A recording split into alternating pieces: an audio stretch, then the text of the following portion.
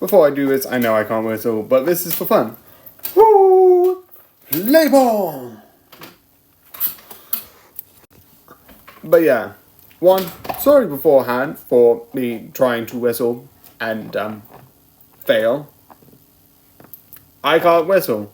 Like there's a thing that you could do where it's like that's the thing. You can also do a thing with your tongue, which I can't do either.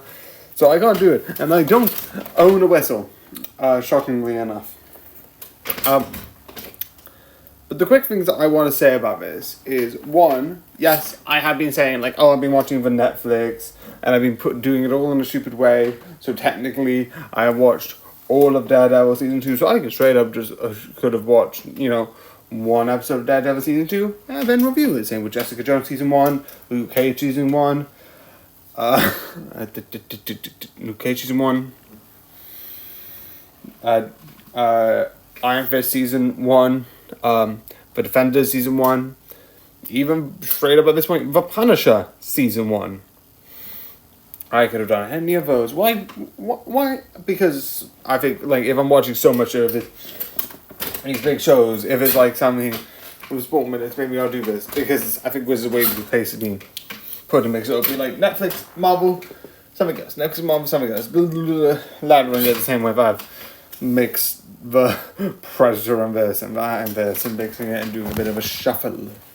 Anyway, with this, the one thing that I think is really interesting is this is sort of the only non-spoiler things I want to sort of talk about. But the one thing I like is essentially the whole season works on Try again. Unchronologically, which is amazing. And this does it in a very simple way by having basically most of the episodes happen in the other episodes. It's basically all of them are one day, which is fun. It's like one of those episodes, I think it's like some of the episodes where it's like, here's one example. Like, there's an episode on My Little Pony that does it, there's an episode of Punisher that does it, and I won't talk about either because that's so important. This basically takes one season of so many different angles, so many different viewpoints, and it takes the idea of, like, we don't know what other people are thinking of, we don't know how they're thinking, where their mindset is, what they're thinking about, how they're thinking about it, and it puts it in a way that we can understand. Actually, there's another thing I want to talk about, why this is long, because I love this. I also like the idea that you have these little things. You can see in this one, you have this guy here. Like, all of these things that are like these animated in a different sort of style compared to the official one. Some are like not completely different, but that's besides the point. But you have these little things in each one of the episodes that are for specific characters. And that's how they're thinking, that's how their mindset is currently working, right? And the idea is that's how they're currently thinking.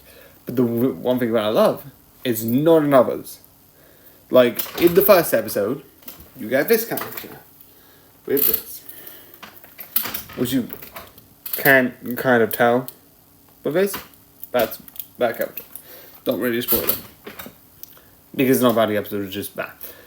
Anyway, actually, besides that being my longest, I think, non-spoiler section, which is fun, I think the longest is actually being like 3 minutes. Anyway, you get, like, this character have his thing, have his little thing, interact with that sort of stuff. And for most of the episodes, it doesn't show up anywhere else. Like, other characters will come in and come out of that sort of thing. But that sort of thing doesn't really, like, show up. And then I think you get all of it happening. And the one thing which I sort of like is what all the episodes, in a way, build with this idea of everything goes to a low point. It goes down. They try and do good, but then it goes down even more. Because like, there's so many episodes where it's like, oh, it could work out. The episode could go good. And then it's into definitely episode 2, where it's like armor back on because of like the like ring. And it's like he sees it. It's like, I missed it. And I like the only time you see multiple people have these like mind things around them is the finale. Not the whole episode, it's basically this guy's episode, the coach's episode. But it basically, near the end, where he finally makes that call, finally everything builds up. Because the way that I see this, because you could take this as one thing which is good for mental health is, shockingly enough, talking to people. Yeah, I know probably you can have a million other things, but like the one thing I like is when people come together and don't feel like they have to act a specific way, be a specific way. They can be something more. And the one thing I like is I think it's the referee's episode.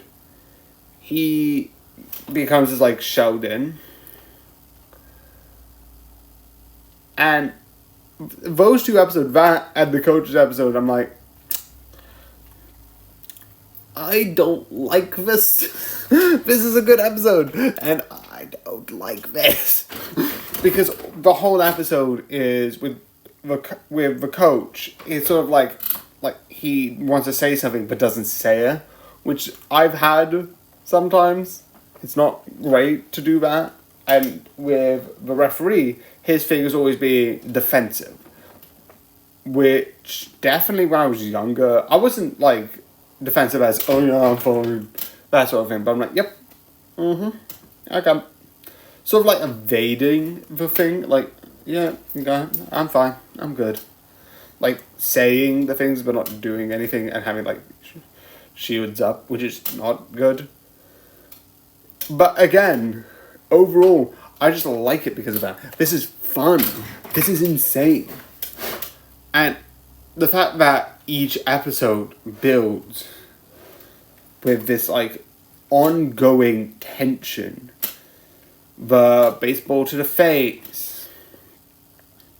The call made.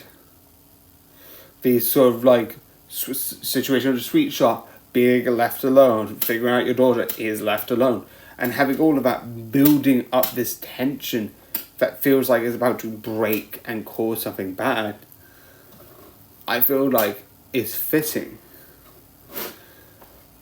Because when they finally have it, and they finally talk through, and sort of settle with the thing, I also love most of the people show off each one of the week's things, including the photo at the end. But I love the one thing I love the most, because during the end battle, it's like, oh, I'm going to do this, I'm going to do this, and I'm going to do this, and you can see each individual people helping. But the one thing I love is you have this sort of mum who's had the hearts around her, and she has heart rings, and when she's about to leave, she gets it hooked on the guy's helmet. It's like, oh, I didn't see you have armor. Completely falls off. And I got Uncommon on Romance because I haven't had it, but I just love the idea of being like, yeah. And it's just like, all of it just comes, that's good. And it's like really good. He's more open and it's more fun. Because like, her whole thing with her episode is hearts following her, and his whole thing is with her armor. So those 2 things just connect. I find I don't know if it's theming, but it's so fun. Yeah. So yeah. This is awesome. I love that, like, so many things on Disney now being like, oh, we're not doing TV shows. I'm like, we're not getting this. I want more of this. Give me more. It's amazing. It's fun. Just go and watch it. It is so good. So yeah, I hope you enjoy. I hope you like. And obviously, good night.